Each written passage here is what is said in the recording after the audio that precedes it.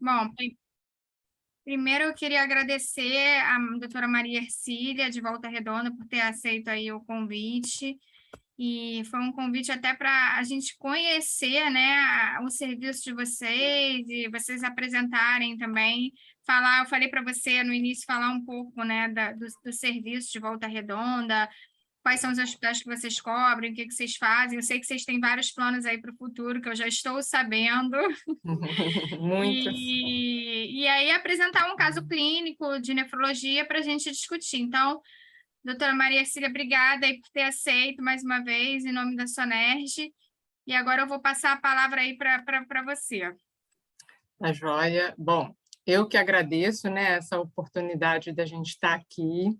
Eu sou médica da clínica médica, da rotina de clínica médica aqui do Hospital Unimed Volta Redonda.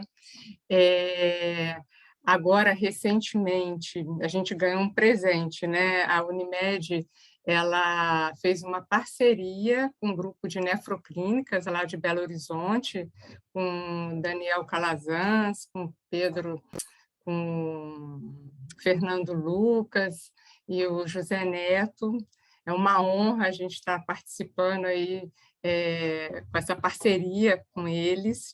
Nós aqui somos 6 nefrologistas e atualmente a gente está no hospital, é o Hospital Unimed, onde está o nosso trabalho.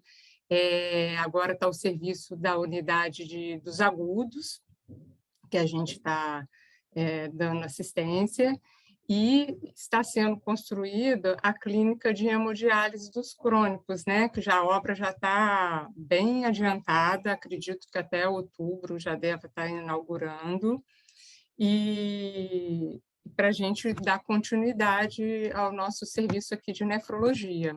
E futuramente a gente tem até planos aí de transplante, do serviço de transplante. Então a gente está bem animado e doido para começar aí a clínica também. Estava pensando, Bebel, assim, se é que a gente pode, né, falar em alguma coisa boa que o Covid trouxe, é aumentar essas reuniões online da gente, né?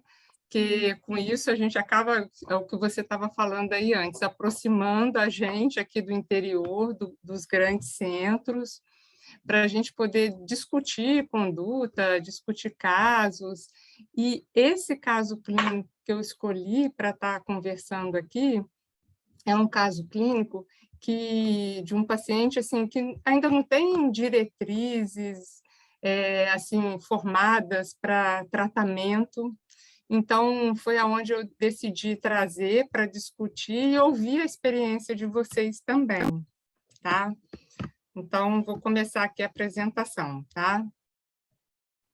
Tá me ouvindo bem? Tá tudo certo? Tá ótimo, tá super bem. Olha só, esse caso clínico é de um paciente, o JGNPS, ele deu entrada aqui no nosso serviço no 1º de abril desse ano. É um menino de 15 anos, branco, solteiro, estudante natural, né, natural e residente de Volta Redonda. E a queixa dele, no dia que ele chegou aqui no hospital, era de enjoo, mal-estar, assim, que vinha há uns 2 meses e vômitos no dia que ele entrou. E a mãe dele relata o seguinte, que desde janeiro ele começou com esse quadro, desse mal-estar. Normalmente esse quadro era assim próximo ao horário do almoço e que melhorava espontaneamente. E ela não valorizou isso, essa queixa dele. Quando foi em fevereiro, ele apresentou um quadro de Covid, que, segundo a mãe, foi uma forma leve, que não passou de uma coriza, espirros, nada além disso. Só que depois do Covid, esses episódios que ele já vinha cursando de mal-estar começaram a ficar mais frequentes e ela procurou um atendimento na UPA. Esse menino, ele negava infecções de vias aéreas, assim, recente que eu falei nos últimos 10, 15 dias, não tinha alteração de trânsito intestinal, ele negava lesões cutâneas, negava febre, e referia apenas uma urina escura. A urina era bem escura mesmo, assim, tinha hematúria. Da história familiar, o pai é portador de diabetes tipo 2, a mãe tem hipotiroidismo, os irmãos são saudáveis e eles desconhecem qualquer história de nefropatia na família. Ele nega o uso de drogas ilícitas, nega o uso de medicações, qualquer tipo de medicação regular, e nega o uso de bebida alcoólica. No exame físico dele, no dia que ele internou, ele estava até com um bom estado geral, lúcido orientado, estava eupneico em ar ambiente, hidratado, afebril. E assim, de exame físico, ele tinha uma hipertensão, 135/90, uma frequência cardíaca de 98, a ausculta pulmonar dele estava limpa, não tinha visceromegalia e tinha um discreto edema perimalleolar. No exame físico, aqui minha tela está em cima do... Só um pouquinho, minha tela está em cima do exame. No exame físico, no exame de admissão, ele tinha uma anemia, um fósforo um pouco alterado, 5,7, e a ureia creatinina, espera só um pouquinho, que eu não estou conseguindo ver, que está em cima da... Vou minimizar aqui. Espera só um pouquinho. E a ureia, tinha uma ureia de 64 e uma creatinina de 2,76 já na apresentação.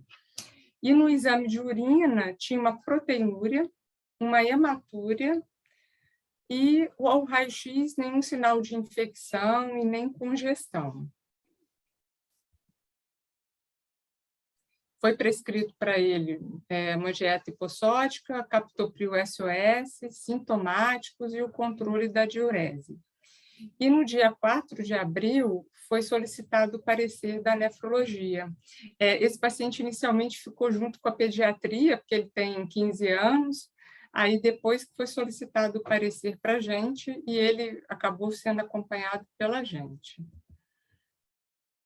Bom, no dia 4 de abril, quando a gente foi ver, ele mantinha o quadro de anemia, o fósforo estava mais alto, já estava 7,1, e a ureia creatinina dele já tinha aumentado, né? A creatinina de 2,76 foi para 3,31 e a ureia foi para 94. Então, assim, o que a gente tem? É um paciente jovem, 15 anos, sem comorbidade, sem história familiar de nefropatia e uma insuficiência renal já na apresentação, com uma anemia, e no exame de urina tinha uma hematúria e uma proteinúria. Não sei se alguém quer comentar alguma coisa, quer perguntar alguma coisa. Está me ouvindo? Estamos ouvindo, sim. Acho que pode seguir, Cília. Tá. Aí, o que acontece assim, desse paciente? Ele, na verdade, quando eu falei lá atrás assim, que ele começou a sentir, piorou esse mal-estar, a mãe levou na UPA, nesse período ele estava sem um plano de saúde. Então, ele foi para a UPA, eles pediram uns exames rotina para ele, viu que tinha uma creatinina alterada, essa creatinina, segundo a mãe, 1,4, eu não tive acesso a esses exames, e foi orientado a procurar um nefrologista. E aí, essa mãe conhecia um outro médico que ajudou a internar esse menino num hospital público, colheu novos exames, a creatinina, segundo ela, já estava mais alterada, e ele liberou o paciente e, assim, conseguindo a consulta com o nefrologista aí para frente. Então, quando ele chegou para a gente, que ela conseguiu o plano, resolveu, ele já veio com esses exames recentes que foi solicitado pela nefrologista. Então, ele tinha uma proteinúria aí importante, né, de 18 gramas, complementos, não havia consumo nenhum de complemento, fator reumatoide negativos, os anticorpos, anti-DNA, anti-streptolizina, anti-RO, anti-SM, anti-LA, todos negativos. Sorologias dele de hepatite, tanto hepatite B, C e HIV negativo. Ele tinha um anti-HBS positivo, mas por vacina. Um VDRL negativo, sorologias de citomegalo, IgG positiva e IgM negativa. Foi pedido uma eletroforese de proteína que não tinha nenhum pico monoclonal. Tinha uma ferritina, assim, até baixa, né? Se eu pensar em algum estado muito inflamatório, não tinha essa ferritina tão alta. Uma vitamina D baixa, menor que 8, e já uma hipoproteinemia. Acabou que saiu proteínas aí, escrito errado. O colesterol dele de 314, HDL de 81, um LDL de 209, um VLDL de 24 e um colesterol não HDL de 233.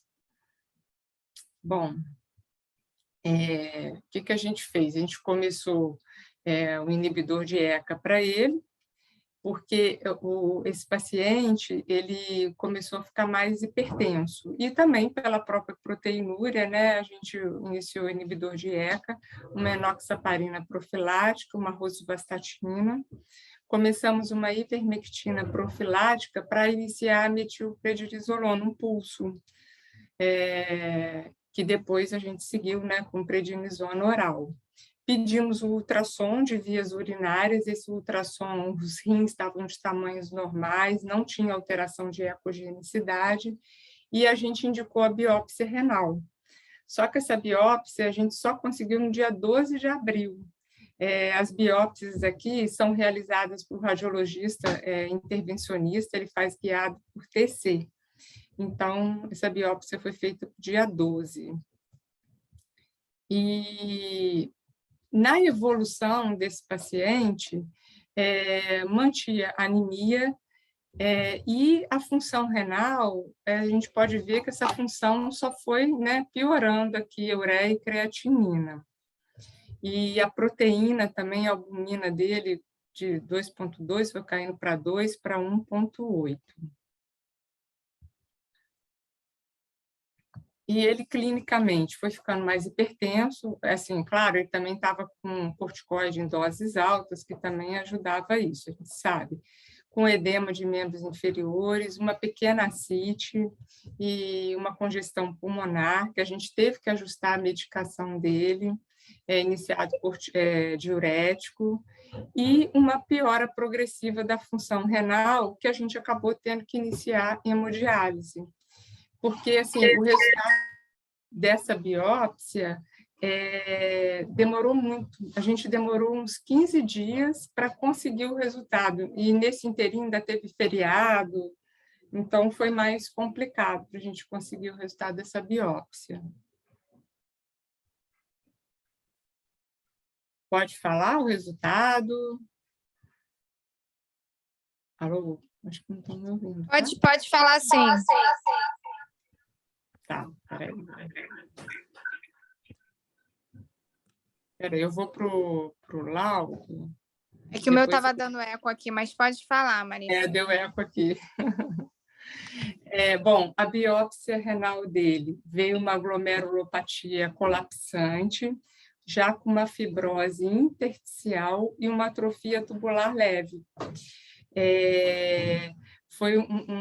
Essa biópsia contemplava aí 24 glomérulos, tá? E 3 deles estavam globalmente escleróticos. Todos os demais glomérulos exibiam tufos retraído com colapso global de alças capilares associada a essa intensa hiperplasia e hipertrofia de podócitos. Tinha essa proliferação podocitária aí, esboçando uma pseudocrescentes, né? A expansão segmentar e focal da matriz mesangial, com formação de sinéquias. O interstício dele, a gente via dissociado por fibrose, em 10% do compartimento, e com infiltrado inflamatório linfomononuclear moderado. Os túbulos já tinha também lesões degenerativas atróficas. E eu não li todo... E a imunofluorescência dele tinha depósitos de IgG em alças capilares glomerulares, com distribuição global e difusa, e de IgM em mesângio, né? Assim, fazendo pensar até num quadro imunomediado. Alguém quer comentar? Não sei, vou abrir aí para comentários. A única coisa, ele era branco, né, que você falou lá no início. Branco, né?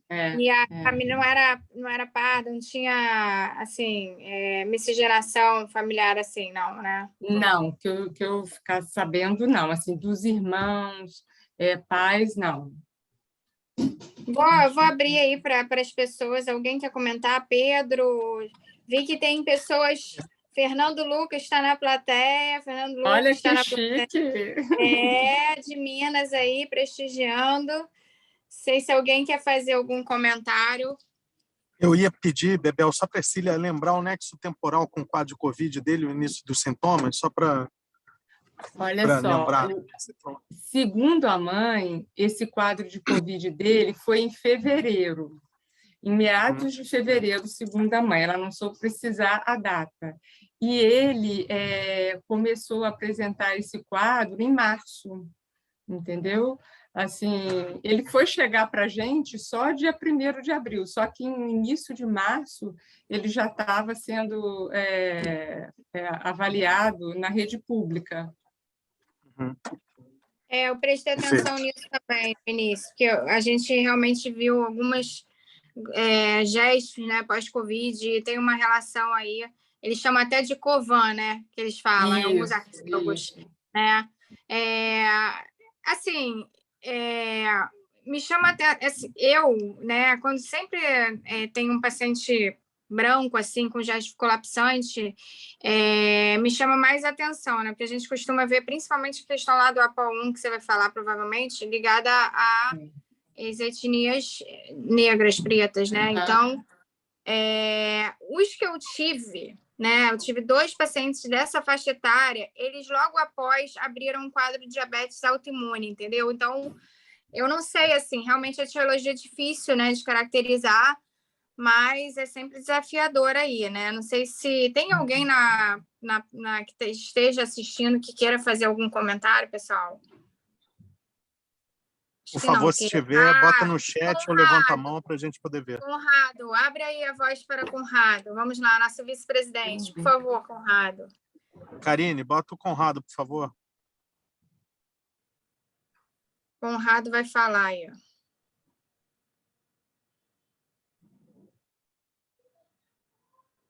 sei se ele já está. Acho Ainda que o Conrado não. já...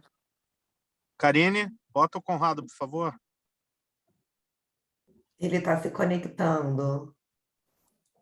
Agora eu acho que ele Entrou, está. Conrado, pode ir. Só tirar só botar o áudio para falar.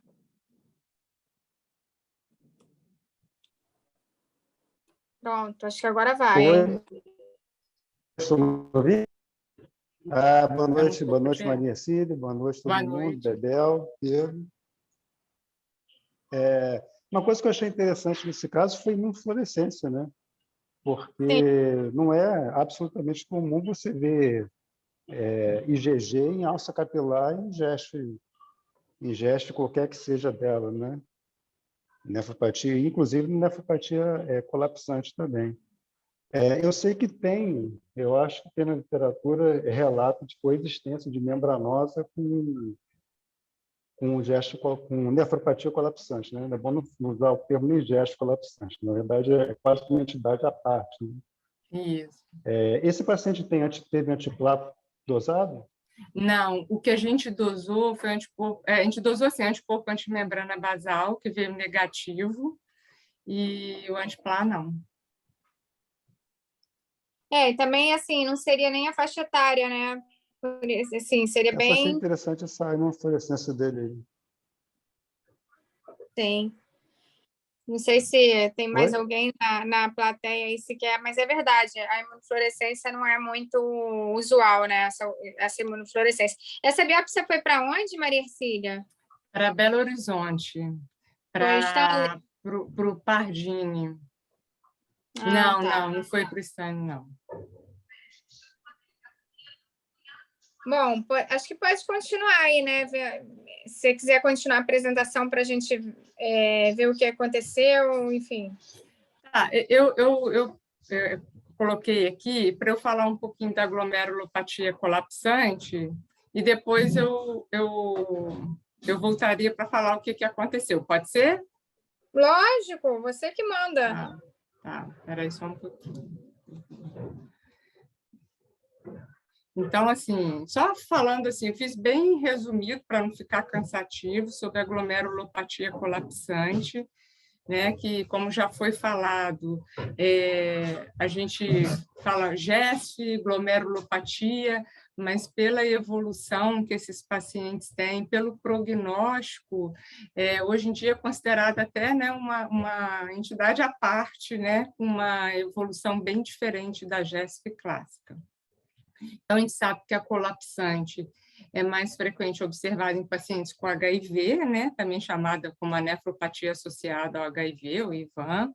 Porém, essa GESP, em pacientes que não têm o HIV, tem sido cada vez mais frequente.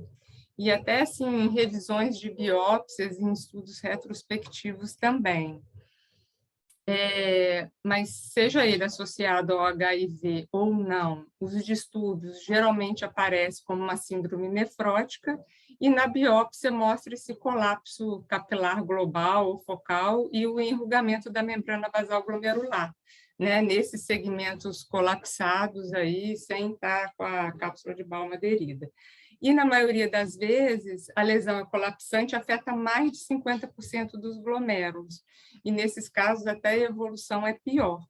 E sem muita expansão da matriz, com uma doença túbulo-intersticial grave associada.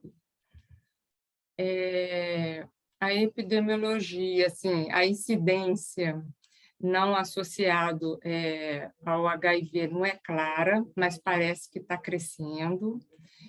Até assim, em estudos fazendo revisões de biópsias, mostra que essa incidência tem aumentado, né, da GESP idiopática. Há um predomínio do sexo masculino, uma idade média aí de 32 anos, e muito comum na raça negra, né? Até a gente vai falar aí mais para frente da APOL1, que está associado nesses indivíduos. A etiologia sugere que tem assim, uma possível origem infecciosa, talvez viral, sendo assim que menos de 10% dos pacientes na apresentação, eles possuem alguma clínica infecciosa. E existem outras etiologias também, como drogas, associações com outros distúrbios e doenças. Então, aqui, esse quadro ficou, acho que um pouquinho meio fora de foco, mas mostra aí as principais causas. A causa infecciosa, aqui está o HIV, mas a gente está falando da que não é associada, né? O paciente é HIV negativo. Associação com infecções por citomegalo, os parvovírus, Epstein-Barr, o COVID, como a gente falou, tuberculose, leishmaniose e malária. E eu não sei vocês, mas eu vi alguns relatos também, não sei se vocês já atenderam o paciente assim, até associado pós-dengue também. Eu vi 2 relatos de casos e acabou que eu peguei uma paciente agora, até fugindo um pouquinho aqui do caso, no consultório, uma paciente que ficou internada aqui na Unimed com uma dengue hemorrágica, ficou grave, teve alta e me procurou no consultório também com uma proteinúria de 18 gramas. E essa paciente, assim, ela já é diabética, já é hipertensa, mas cabe uma investigação até da gente ver se não é uma glomerulopatia colapsante, né? Tem as formas, pode estar associado a doenças autoimunes, como o lúpus, a doença mista do tecido conjuntivo, a doença do estilo de adulto, associados a mieloma múltiplo, né? A síndrome hemafagocítica, lesões glomerulares isquêmicas e alterações genéticas também, que é o que tem se falado muito nas alterações assim, do polimorfismo desse gene da POL1, né? Que alguns indivíduos eles têm essas alterações genéticas e têm a forma, os alelos G1, G1, ou G2, G2, ou até o heterozigoto complexo, que seria o G1 e G2, esses indivíduos que carregam essa alteração genética, eles estão mais sujeitos a ter a glomerulopatia colapsante. Mas o fato, assim, o simples fato de ter essa alteração não desencadeia a glomerulopatia. É preciso que tenha algum estímulo, eles falam até como um segundo golpe para insulto, né? O segundo insulto para desenvolver a glomerulopatia. E aqui tem um esqueminha que um paciente, né, com alteração dessa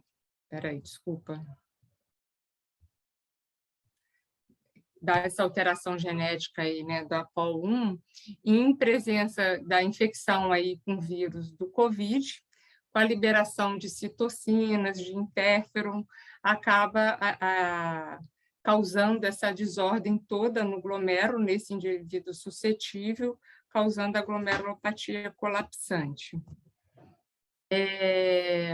Também uso de certas drogas, né, os bisfosfonatos que a gente usa aí nas hipercalcemias, os interferons que é usado no tratamento de hepatite C, o uso de anabolizantes e os inibidores da calcitorina e da mTOR. Assim, pode ser encontrado também na nefropatia de IgA e também na nefropatia diabética e também no pós-transplante, seja no caso de microangiopatia trombótica, nos casos de rejeição aguda com infecções, né, por citomegalo, Epstein-Barr e até o parvovírus, como a gente já citou lá em cima.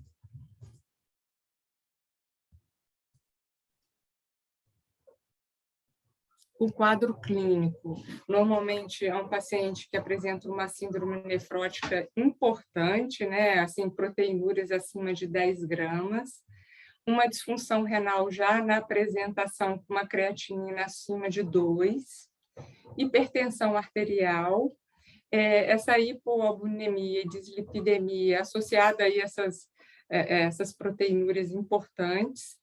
Não se observa consumo de complementos e, em geral, o ultrassom mostra os rins assim, normais ou ecogênicos.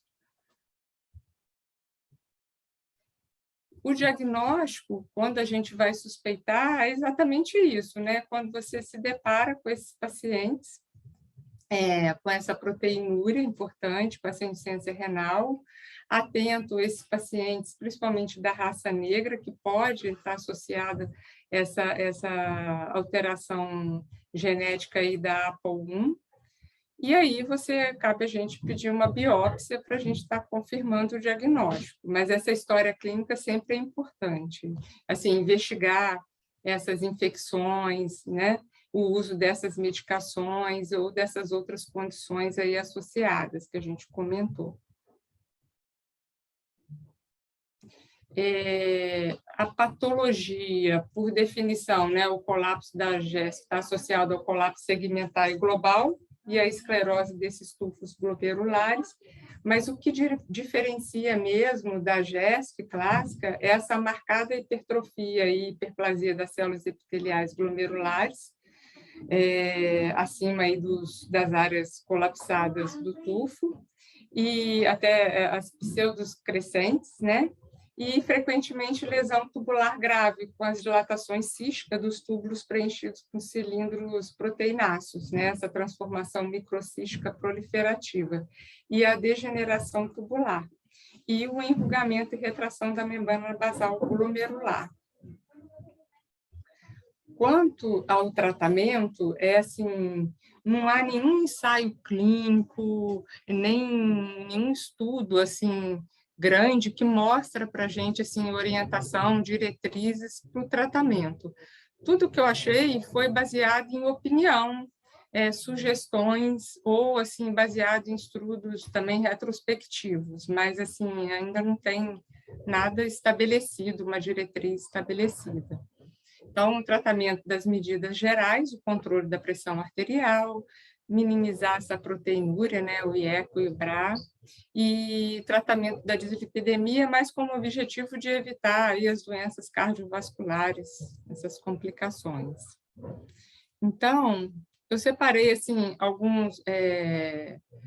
alguns dados assim de trabalhos de estudos retrospectivos, por exemplo, esse de 43 pacientes, 26 pacientes tratados com prednisona, 1 miligrama quilo dia, por no mínimo 2 meses, e todos esses 26 pacientes desses estudos foram córtico-resistentes.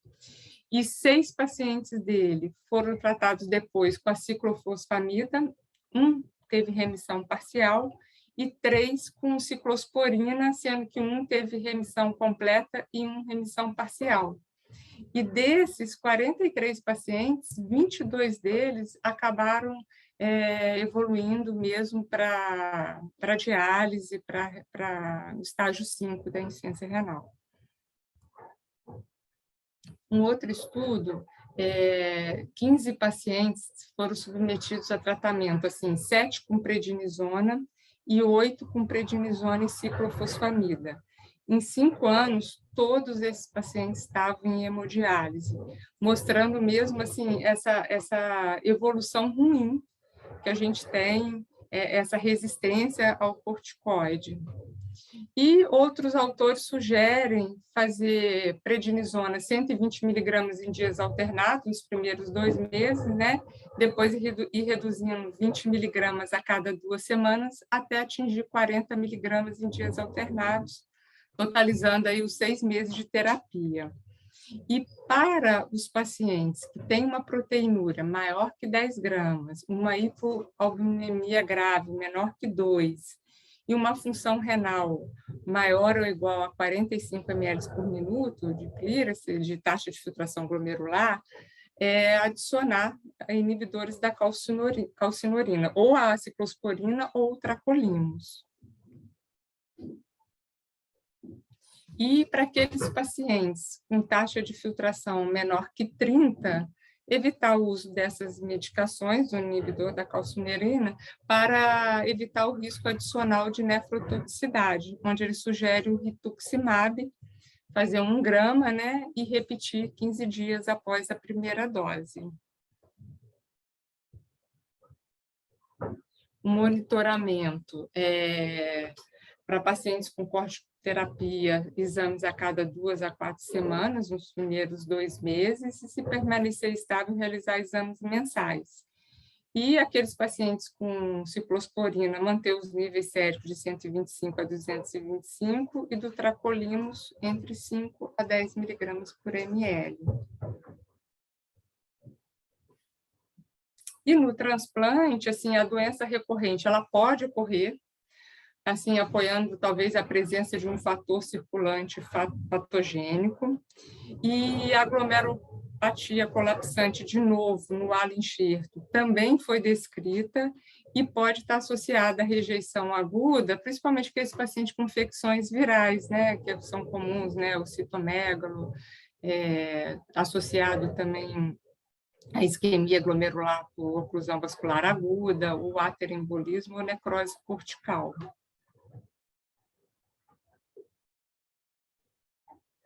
Então, assim, esses pacientes, a gente vê que o prognóstico não é bom e nem o transplante garante, né, uma sobrevida aí do enxerto. Posso já partir para o que foi feito, qual foi o destino do paciente? Com certeza, pode passar. Então, ó, o que que a gente acabou decidindo? A gente decidiu para fazer o rituximab, já que ele já estava em diálise, para a gente, assim, não piorar mais, né, a função renal dele. A primeira dose foi feita dia 29 de abril. Esse paciente teve alta no dia 5 de maio, em diálise, tá? E uma segunda dose programada para o dia 13 de maio, que foi realizada. Só que no dia 26 de maio, eu estava até no hospital, a mãe me ligou desesperada, que ele estava com uma cefaleia intensa, muito hipertenso, já tinham lá na unidade de diálise, já tinham otimizado a medicação antihipertensiva dele, e com vômitos. Eu pedi que trouxesse para o hospital, tinha um relato também de febre, e quando ele chegou ao hospital, ele fez 2 crises convulsivas, foi internado na UTI. A ressonância de crânio dele mostrou um quadro de cerebrite difusa. Foi feita punção licórica dele, esse lipo foi enviado para o laboratório aí no Rio.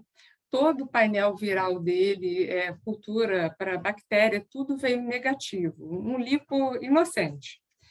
E a gente, diante desse quadro, a gente acabou decidindo assim, descalonar o corticoide dele. Até a decisão de fazer o rituximab foi uma decisão difícil, porque a biópsia dele já tinha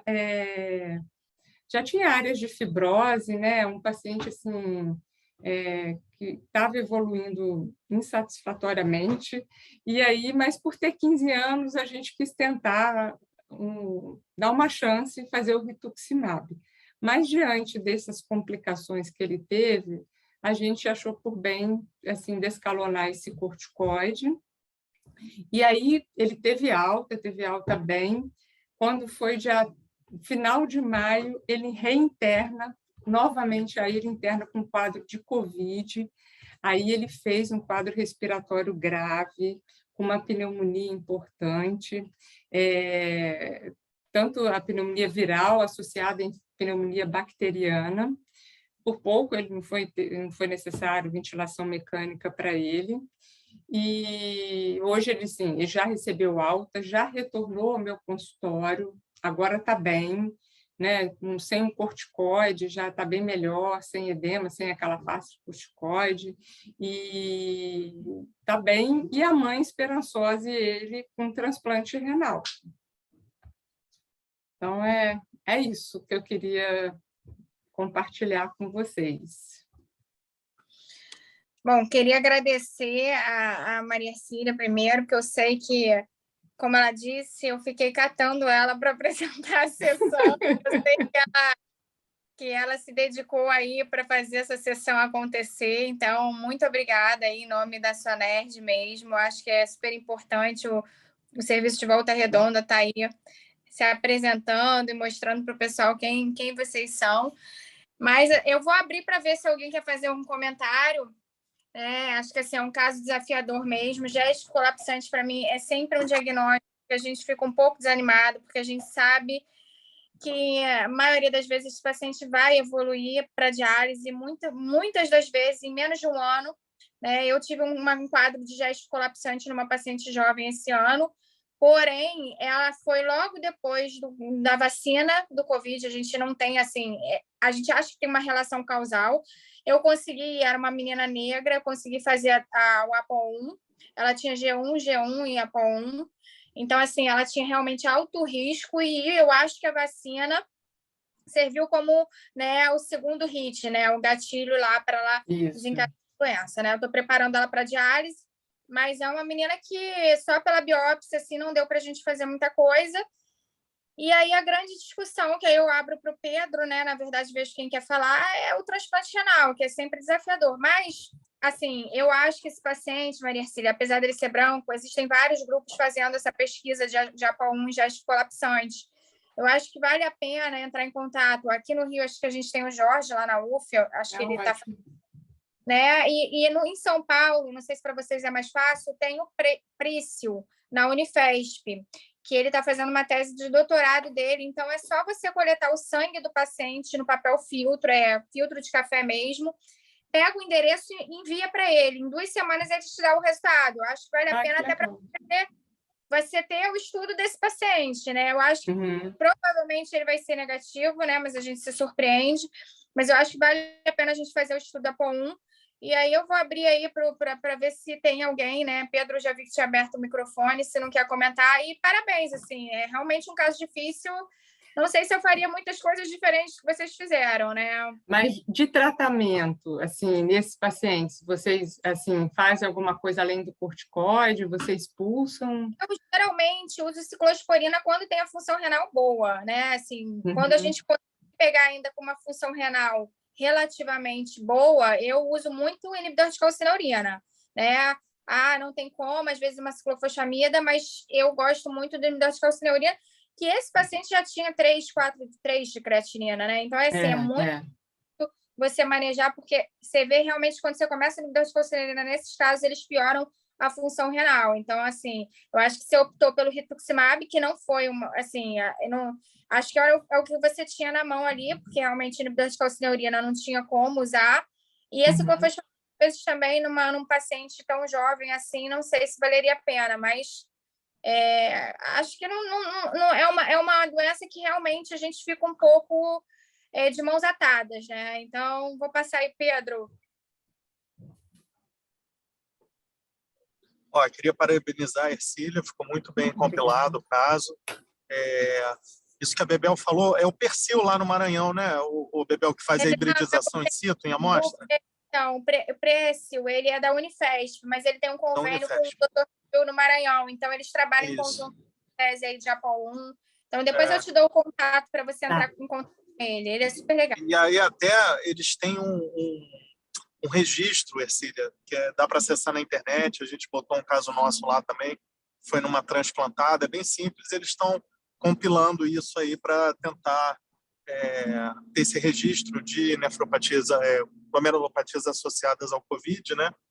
E acho que vale a pena.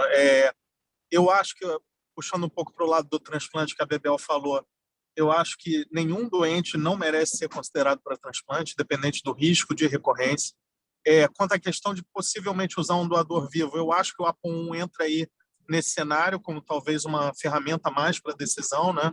Era um único caso familiar, mas aí se a gente conseguisse o APO1 nele positivo e num possível doador vivo aparentado também positivo, eu ficaria incomodado de seguir com o transplante, mas eu acho que tem que tentar, ficar vigiando, lançar mão de uma imunossupressão, possivelmente pesando a mão no inibidor de calcinurina, né, mantendo o nível mais alto, mas acho que nenhum doente deve ser privado da possibilidade de transplante, né, principalmente um primeiro transplante.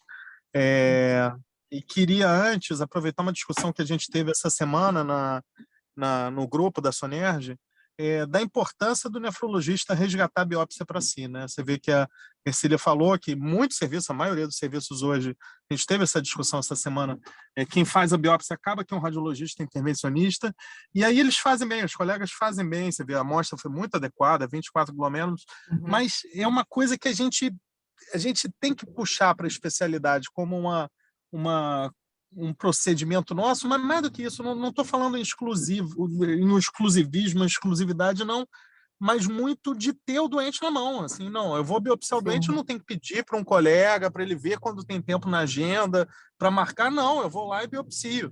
A remuneração, concordo, foi uma coisa que a gente discutiu no grupo, é irrisória, né? É uma coisa que desmotiva muito, mas é parte do que a gente precisa fazer. Quando a gente bota catéter de diálise em paciente, também paga muito mal.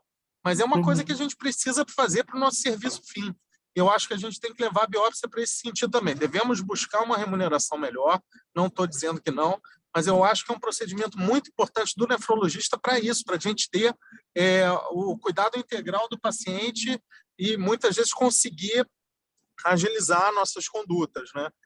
Então, eu bato muito nessa tecla. Eu acho que a gente tem que tentar fazer, tem que tentar buscar um valor justo, mas enquanto isso não adianta, é um osso que a gente tem que roer, a biópsia tem que ser nossa. A gente teve a dificuldade assim para a realização, demorou uns dias, e depois até mesmo para o resultado, né? Que a gente ficou bem. A família, então, nem se fala, mas demorou quase 15 dias para a gente ter o resultado. Uma coisa assim que a gente ficou intrigado, que esse paciente, ele já tinha esse relato, assim, de mal-estar, esse quadro já antes da infecção do COVID, do relato aí do COVID. Então, não sei se também ele já tinha alguma doença prévia e depois com o COVID acabou desencadeando, né? Tem a história também, eu acabei não falando, ele foi vacinado, a mãe falou, refere essa vacina, então, mas não foi, a vacina não teve tanta ligação, assim, pelo tempo com essa piora da função renal, não. Quando que foi? A vacina, ela falou que foi antes, assim, foi bem início de janeiro, mas foi até o período aí que ele relata desse mal-estar. A gente não conseguiu estabelecer assim tempo certo, que a mãe ficava numa culpa, assim, que ela não valorizou isso, não procurou ajuda antes. Então, foi o que a gente conseguiu colher mesmo. Coisa da vacina, né, que é uma discussão, né, na literatura, até se eu não sou contra a vacina, lógico, ninguém é, mas no momento que o mundo inteiro está se vacinando, né, então qualquer coisa a gente acaba que fica perto da vacinação. Então, realmente, o nexo causal, né, a gente não consegue afirmar, né, mas a gente sabe que a gente tem alguns relatos aí na literatura, até o Dário Rocatello, que vai estar no Mayo Clinic, né? Agora eu vou puxar a sardinha para o nosso evento, com uma série de casos, né, pós-vacina, e a maioria deles eram relacionados à lesão mínima. E aí, GESF está muito mais relacionado à própria infecção pelo Covid. Mas, é o que eu te falo, às vezes o paciente ele tem uma alteração genética, né? E aquela vacina ela pode funcionar como um trigger. No caso da minha paciente, ela tinha esse genótipo, né? G1, vacinou, e realmente o nexo causal dela foi muito, muito perto, né? Mas é difícil a gente realmente afirmar se a vacina teve ou não algum efeito, ainda mais no momento que estão todos vacinando, né? Então, toda glomerulopatia agora, né, a gente vai relacionar com a vacina. É muito difícil isso, né? Eu não sei se o Conrado quer falar, mas estou vendo que o Edson também está aí presente. Não sei se ele quer falar alguma coisa do transplante, que ele sempre tem algum comentário para fazer. Não sei se ele já saiu. Eu cobrei, né?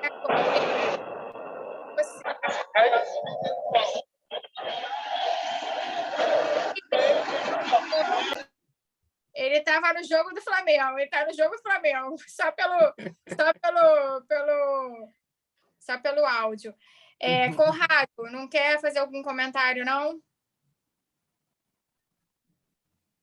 Não, eu achei o caso, assim, é um caso meio difícil mesmo, né? Como você falou, o prognóstico é péssimo, né?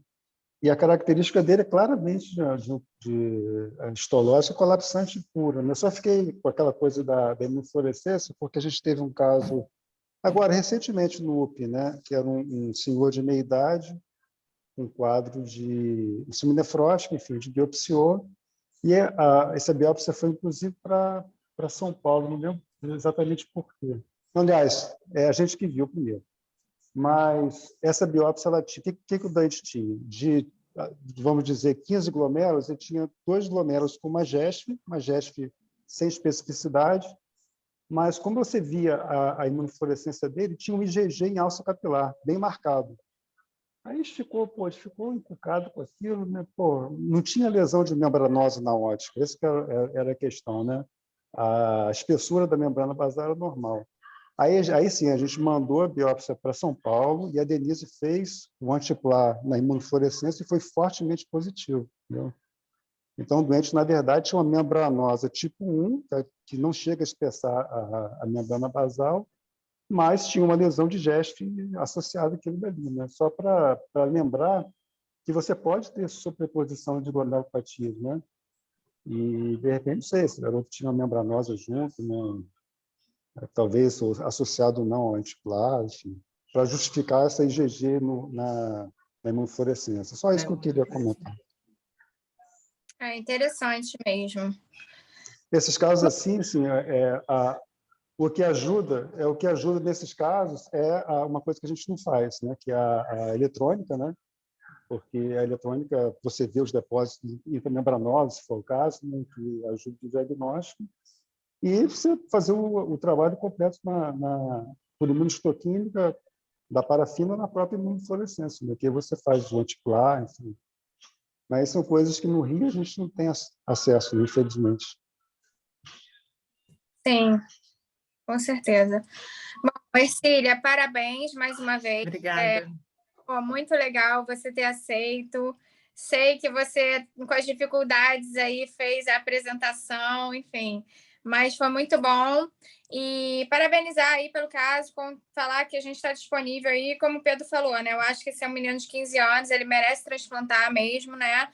E fazer o estudo da APOL1, vou te dar os contatos para a gente estudar melhor o caso. E contar aí com a gente, qualquer ajuda que vocês precisarem, a gente está aqui disponível para dar o suporte que for necessário. Obrigada, Com viu? certeza. Eu que agradeço. Muito obrigada. Obrigada a todo mundo aí, boa noite. Olha, o Mayo Clinic, dia 25, 26 de agosto, tá maravilhoso, não percam, hein? Isso aí, Maria estamos na Isabel. reta final, temos uma programação muito boa e queria aproveitar aqui o espaço também para lembrar que a gente vai ter uma Assembleia Geral Extraordinária no final do primeiro dia do evento, dia 25, que a gente tem que aprovar um novo estatuto, que o professor Josemir, professor Sérgio e o Guilherme Mendes ajudaram enormemente na elaboração, e temos uma questão também que a gente precisa resolver com alguma celeridade, que é a questão da sede da Sonerj. Então, convido a todos que estiverem no meio para participar ao final do simpósio satélite da ASA, que vai ter no final do primeiro dia, da quinta-feira 25. Isso aí, gente. Obrigada. Boa noite. Obrigada a você. Boa noite. Em breve a gente se encontra no Mayo Clinic. Tá joia. Tchau.